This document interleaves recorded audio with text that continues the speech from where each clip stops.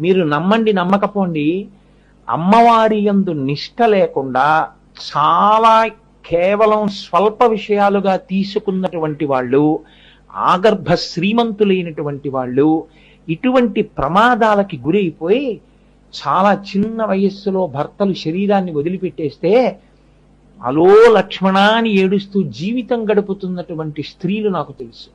నేను ఇది ఎవరిని ఉద్దేశించి నేను మాట్లాడటం లేదు, వైదిక సంస్కృతి యొక్క గొప్పతనాన్ని ఆవిష్కరిస్తున్నానంతే. కాణిపాకం వెళ్ళినప్పుడు నన్ను ప్రత్యేకం గుడి దగ్గరికి వచ్చి ఒక్కసారి రమ్మని కారులో తీసుకెళ్లారు. నాతో వచ్చిన వాళ్ళు ఎవరైనా అప్పుడు ఉండుంటే ఆ జ్ఞాపకం ఉండుంటుంది వాళ్ళకి. మీరు ఉన్నట్టున్నారు, అచ్చయశాస్త్రి గారు ఏదో పెద్ద బృందంతోనే వెళ్ళానప్పుడు నన్ను ఒక కుటుంబం ప్రత్యేకం తీసుకెళ్ళిన తర్వాత ఒక అమ్మాయిని తీసుకొచ్చి వాళ్ళు ఏడిచారు నా దగ్గర. ఆ పిల్లకి పెళ్లి చేసి కొడుకు పుట్టినటువంటి కొద్ది కాలానికే వెళ్ళిపోయాడు భర్త. ఈ గండాన్ని తప్పించే శక్తి ఎవరి చేతిలో ఉంటుందో తెలుసా అండి? భార్య చేతిలో ఉంటుంది.